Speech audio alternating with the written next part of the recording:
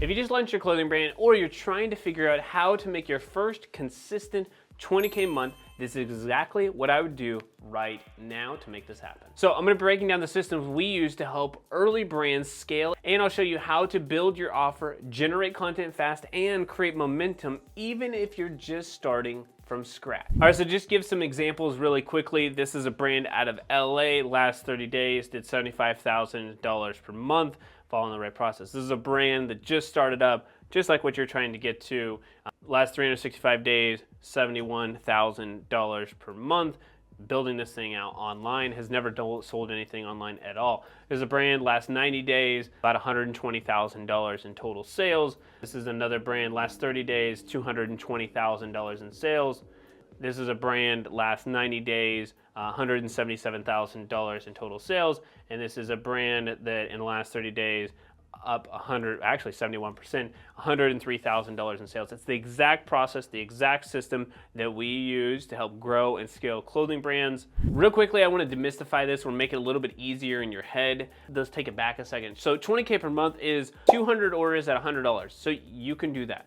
The only thing standing between you and that number is a system, not a trend, not a viral video, an actual system. The first part of the system is building an offer that actually converts, and that's where the clothing offer equation comes in. Over here on the screen, you can see my screen and it's broken down. It's like, this is the clothing offer equation, and I will go line item by line item here walking you through this. It is an extensive document, and yes, you can get this, just comment the word clothing down below and I'll send it over to you. But we need to go in depth here because the reason that your brand is not growing is because the discrepancy between your price point that you chose and the value that somebody sees in the marketplace. So if you have a $150 hoodie, everybody else is at $75, and you have no reason to explain why your product is better other than you have better quality, you will not sell those products. This document, this explanation, these details are how you can actually grow your brand online, because people don't buy off of logic, they buy off of emotion. And emotionally, do they feel like your value from this product that you are trying to sell is higher than what people are suggesting or charging? Okay, so first and foremost, let's go ahead and start here. The offer equation, let's break down what this actual offer equation is. So COE for short, or clothing offer equation. Okay, so this whole formula probably means absolutely nothing to you at this time, so I'm gonna break it down. So S stands for style. This is a breakdown, this is the dream outcome, this is the identity, the customer's hopes, their dreams that they achieve whenever they are going to wear your clothes. The QF, this is the quality and fit, and more so confidence. So I broke it down here as like how confident the customers are that your garments will deliver on their expectations. So that reliable construction, the perfect fit, the durability. For example, there's a brand out there that has a t-shirt that like helps men from sweating profusely in the pits. Well, how qualified, right? What's the quality and fit confidence that they have that that shirt will actually fit and work with them? Okay, that's what we're gonna break down here. And even if you're brand new, and you're like, what the heck, why does this matter to get to 20K? I just want to make some sales. Yes, I hear you. But if you don't know these things, it's very difficult to establish a strong foundation. It's the reason that most clothing brands go out of business and never scale. It's why certain people are worried about tariffs, or certain people are worried about taxes or shipping or all of these other things. It's because they haven't built a brand of value yet. That is why you were watching, just so you know. The bottom part here, right, is this denominator. We want this number to go down. I do not want this number to go up. So just to kind of give some context here, this number should be going down, this number should be going up. If your number is super large on the bottom, the chances are you're probably not making a ton of sales. And as you go through here and kind of like audit for yourself and you break down and visualize this for your own brand, you'll start to realize that, oh dang, it's probably why nobody's buying from me outside of traffic, right? You do need people to your site. W is waiting time, probably one of the biggest reasons somebody doesn't purchase. So how long does it take for the product to reach the customer, including fulfillment and shipping? I don't care that it takes you 5 days to fulfill it and then 1 day to ship. It's still 6 days in my mind. So you have to be extremely clear on what the wait time is. For all of you print on demand people, I understand you may get an F in this score here. And that's okay, because you still have other areas that you can decrease or increase. You can still make money. So don't throw it out there. People who are drop shipping or print on demand, you can, for your clothing brand, you can still make the 20K per month. The next thing is the SF. So this is shopping friction. So shopping friction, I wrote this down as any hassles during the buying process. So this could be the site speed, checkout complexity, unclear return policies. Some of these people are really trying to scam, like no returns. It's like, bro, you're gonna lose sales. 0 out of 0 is still 0. I don't care how you divide it. 20 out of 0 is still 0. You cannot make any sales if people don't trust you, and that's very difficult. So you got that piece there. The PS, this is that price sensitivity. The biggest thing with price sensitivity, I would say, is that if you are far outstretched from the marketplace, I broke it down a little bit differently, but if you're far outstretched from the marketplace where everybody is $50 and you're 100, you really got to make sure that you're hitting on these areas over here. You got to hit them. Price sensitivity, so the perceived sacrifice of your products, the cost relative to its value. So if you don't have value, very difficult. Do customers find the price fair, or do they have to buy it with a discount? Okay. So why the clothing offer equation matters. The clothing offer equation helps you break down why someone would or would not buy from your clothing brand by raising the number up here and decreasing the numbers down here. How can you raise these numbers? Because everybody's wanting to know, how can you raise these numbers so that you can increase the likelihood that you get to 20K per month? So what I did was I created a rating system. A lot of times this is objective and subjective data together. A lot of times people are like, my product is the best, it's the coolest design. Subjective, got it. But let's use objective data to tell us otherwise. This is a lot of assumptions that people make. They're like, I don't understand why people don't like my stuff. Hey, before we get into this next part, I just want to say, if you are a clothing brand owner and you're still feeling lost, you still feel like I don't know what the next steps are, and even after this video, it was helpful, but you're looking for those next steps, look, you can schedule a free strategy call with us by checking out the link in the description down below, so you can check out what an actual system looks like, a proven process for your business. Obviously, the call is free, but with that, obviously the calls do fill up. So make sure you check out the link in the description down below, and we'll see you on the other side. So there is a checklist, and as you get this document, you can go through this for yourself, but I do want to talk through how do we increase these numbers here. Number one is to assess your brand style and appeal. Is your brand aligned with your clear aesthetic that resonates with your target audience? How do you know? Are customers tagging you in photos? Example of this that I put on here. A streetwear brand with bold graphics sees customers naturally pairing their pieces with sneakers and posting unprompted outfit photos. Well, okay, you may got something there. If you are brand new in the brand, then you may need to look at getting this out in front of people to have them give you feedback on the actual product. Have you researched customer preferences and current fashion trends? How do you know? Are you analyzing things like Pinterest? Not a big fan of Pinterest for most things, but great for inspiration. TikTok styles and Instagram reels to see what is emerging. Do you know what's hot right now? Do you collect feedback through a survey or polls? Have you reached out to your current audience? Do you have people on your personal page? Do you have friends? Have you done anything at all to reach out to these people to get feedback, surveys, etc.? This is the hard part. This is the people are like, nah, that looks like work. Yes, you're right. To grow a brand, to get to 20K per month, real money, it is work. And this is the same framework, I mean, literally the same framework I would use if your brand was trying to do $500K a month or $1 million per month. You got to do the same thing. It's just at a different level. Are you leveraging UGC, influencers, collaboration, strong visual storytelling? How do you know? Are people creating content on their own around your brand, or do you have to push it? These are all things that are a factor here. Okay, and I got even more examples of that. But let's jump into the quality and fit. Quality and fit. Check your return reasons, reviews. Put on here direct customer feedback and materials, and fit consistency. I'm wearing a brand right now. I'm not going to tell you right now who they are, because the shorts are great. I've worn them running. I'm wearing running shorts. They're honestly, it's more like an athleisure, if you will. But it's day like 2 or so wearing these, and I've only washed them and then hung dry them, and now one of the strings is like starting to come off. So I was like, dang. So frustrating there. So the style fit or the quality fit is not hitting the mark. So you're experiencing high returns because of quality issues. Example of this, a denim brand that sees 25% returns for size. Inconsistency. Okay, I put on here, indicating a need for better sizing guides. Okay, easy fix.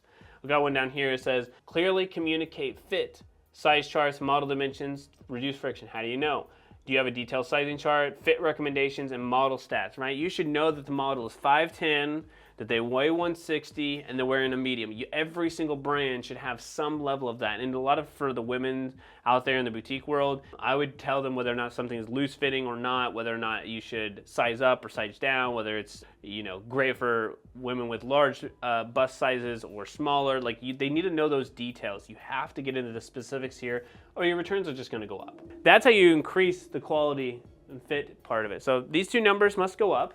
All right, so number 3 is the wait time. So improving shipping and delivery, you got to do that. A couple of things here. How to assess, track your average fulfillment time, and monitor complaints on shipping delays. Very simple to do, very easy to do. A lot of software out there. You can use something like ShipStation that just tracks across the board where you're at with everything. Is your average shipping time under 5 days? How to know? Does 80% of your customers receive their orders within a week? If not, let's go back to the drawing board and figure out different options. I would rather pay an extra $1 or $2 per package, lose some margin to deliver something faster. It also means that that person has a likelihood to buy a much faster period of time as well. Like, they're going to buy on a Monday. If they get it by Friday, if you hit them with an ad or you give them some kind of great offer by, you know, Sunday, Monday, Tuesday, the chances of them buying again much higher than if they didn't get their product till the following Wednesday and then missed the offer. They're like, I'm still waiting on my first one. Another one here. So have you optimized fulfillment operations for speed and accuracy? How to know? Are you frequently losing inventory, shipping incorrect sizes, or running out of stock? If you do not have those things in place, if you don't have your own version of this, and you don't have to be a wizard inside of the spreadsheet anymore, you can use tools like AI to just say, hey, help me forecast. And you can give it your data. It's much, much easier now, but you got to have some kind of system that works for you, because again, that waiting time is costing you money. Number 4 is simplifying the shopping experience. That is our SF over here, shopping friction. Use heat maps. We use Suggest Clarity. So Clarity is free. Microsoft Clarity, it's free. You can install and you can find out what's happening on your site. You can look at abandoned carts. You can look at the mobile site performance. You can identify friction points within your site. You've really got to do that. Can your customers check out in under 3 clicks? Does your store offer the buy now or one-click checkout options? Are you using abandoned cart recovery strategies, email, SMS? How do you know? Recovering at least the last 15 to 20% of abandoned carts through email and SMS reminders. If you're not there, that's what I would be looking at. So just to give context to, right, if you're at 0, email first and then SMS. Email, try to get to 1,000 people, SMS, and then it makes sense to jump into SMS. Collect for SMS, do a 2-step form. So you collect email first and then SMS. Some people try to collect email and SMS on the same form, and nobody wants to give you that much information. But if you collect email first and then SMS, you get commitment from people, and they're like, look, I've already done this part, I'll do the next. So just a little the more that you know situation. All right, so number 5 here is price sensitivity. Okay, so price sensitivity, biggest one here. Do your customers see your prices are fair based on quality? How do you know? Do your customers hesitate to check out or leave comments about price and quality? Look, if you get a bunch of people all the way to check out or a ton of people adding to cart and they don't purchase, you got some things that are really affecting what's going on with the brand. Another thing, are you relying too heavily on discounts? Do people only buy when there's like a 30, 40, 50% off discount? If so, probably some price sensitivity and there's not enough value up here. A little bit more about this document. I have a range here so that you can use and kind of see where you're at. You can rank yourself from 1 to 10 so that you know where to focus on in your business. You can look at this and score yourself objectively, and then you can use this score, and I have a link down at the bottom after you rank it, to go over and put this into a spreadsheet. You can make a copy of it, and it will put it into a spreadsheet and basically give you like where you should be focusing on in your business. At the end of the day, if you don't have a system, it's very difficult to just listen and watch the next YouTube video and hope that you're going to get something off the ground and make something work. But this is the foundational piece. It is not a get-rich-quick scheme. It is a foundational piece so that you have a system in place, so that you can get consistent results, so that you can have predictable sales, so that you can grow this thing to that next level. All right, so if you've ever downloaded one song from LimeWire and crashed your whole computer, congrats, you've survived the internet Wild West.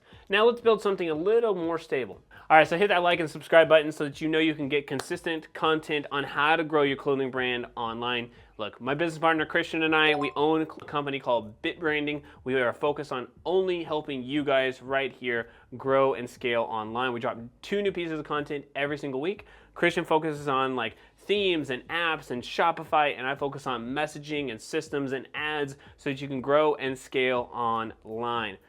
Every brand that scales quickly has one thing in common: a repeatable content system. And here's what we do every single week, and we start with this content scaling strategy document. There's a lot of words, but basically it's got a couple of main focuses here. So number 1, we pick a focus. So is it evergreen? Okay, can it run for a long period of time? Is it deep in stock? Okay, have we had success selling this before? Would this product or collection be a good introduction for our brand? If you're just starting out, you should really pick something that you either A, have stock in, or B, has been proven or you've done your research on, C, that is evergreen. I don't want you to drop a limited collection and then you sell out of it and then you don't have enough money because you spend it all on ads and then you have to go reinvest in the business and go afterwards, right? So my biggest suggestion for you is that if you do drop a collection and it's your first one, make sure you have at least one staple product that could stay consistent for you so you can continue to sell it, or it's very easy for you to get back in stock so that if an ad does take off, you have let's just say a winner, if you will. So that's the focus. I put an example here for Nike, right, that you can look at, but Nike running shoes or hoodies for workout gear, not thermal jackets or limited time sneakers. Finding an offer. Okay, an offer is extremely important. We did talk about the offer equation. That is basically this, but in depth. Okay, and sometimes that looks like buying 3 and get 1 free. Sometimes it's a bundle offer. Sometimes it's spending X. Sometimes it's free shipping. Sometimes getting a free digital download. Sometimes it's a free product with purchase. Whatever that may be, you really have to figure out what the offer is for you. An offer is not always a discount. A discount is sometimes necessary, not always necessary, but is important. So that's number 2. At this point, selected a focus of what we're going after. We have an offer. The only thing that I will add to any of this is what we call the avatar. So you have a struggling avatar documents. There's technically 3 of them. So you have the struggling avatar. So this is the problem. You have the unique solution. What is the problem with clothes? Maybe you don't have something that's great for runners. Maybe you're a clothing brand that has running clothes, but they aren't really athleisure, so nobody really runs in them.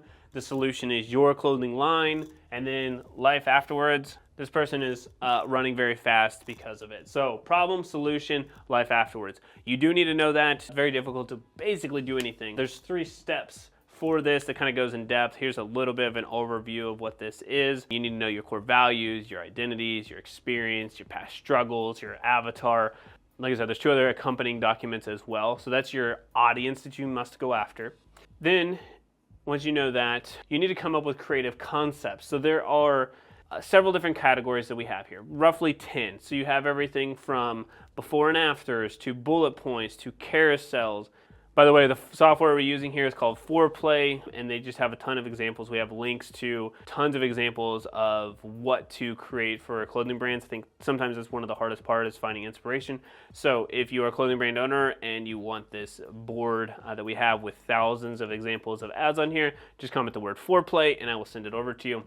But again, these are bullet points, different examples of bullet points that you can work off of. Here are the founder stories, right? It can be UGC looking type of founder story. It could be more professional. It could be written but have a good visual. Different examples there. And this is like the us versus them. Good example of this. Legend London. I think, True Classic does a great example of this as well. So you need to figure out, okay, which concept are you going to choose? Don't worry, you don't need to choose all of them. We do suggest to choose like 3 of it at a time. So you have 3 concepts, and then you have 3 iterations. Us versus them, founder, headline, and then 3 iterations or 3 variations of these 3. 9 different ads that are basically launching at that time. So that's number 3. Number 4 is implementation. Basically, we could use a tool like Meta, you could use TikTok, whatever it is, your ads platform. We do suggest $100 a day. If you do not have that, you can go like $30 a day and drop this down to a 1 in 3. So 1 concept, 3 iterations from that, and you could spend $30 a day. So it's a little bit slower roll, that's fine. But here's your timeline. So you want to launch, You want to monitor the results for the next 2 to 4 days. Paid ads is a big part here. Run the ads for the next 5 to 7 days to review the results. Depending on what happens, you're going to launch a new set. If you're spending $100 a day, you'll launch 3 new creatives depending on what you have gotten rid of. 3 new concepts. If you're only spending $30 a day, you'll launch a new concept. So you're going to get rid of the ones that are not working and add in the ones that are. It's basically going back to like that 5th grade science class. We got this hypothesis or this constant and the variable, and you're keeping the constant, the one that's doing well, and you got a variable you hope will beat this one. And so you literally put in the new ad to beat this one out, and then you redo that again for the following week and continue to improve on that. And you use this document to give you the inspiration and more of the guideline to go off of. Understanding a system, how to create a system, how to build a system, and how to build the structure and the foundation for your clothing brand is absolutely imperative. It's actually the most crucial part of actually growing and scaling your brand to 20K per month. I would also say the next biggest part here is that this all assumes that you have the right 5 pillars in place, and one of those most important pillars is driving traffic to your site. If you want to know exactly how to run Facebook ads for your clothing brand right now to generate consistent sales, go watch this video right here next. All right, y'all, have a great rest of your day. I will see you next time, and P.S. make sure you subscribe.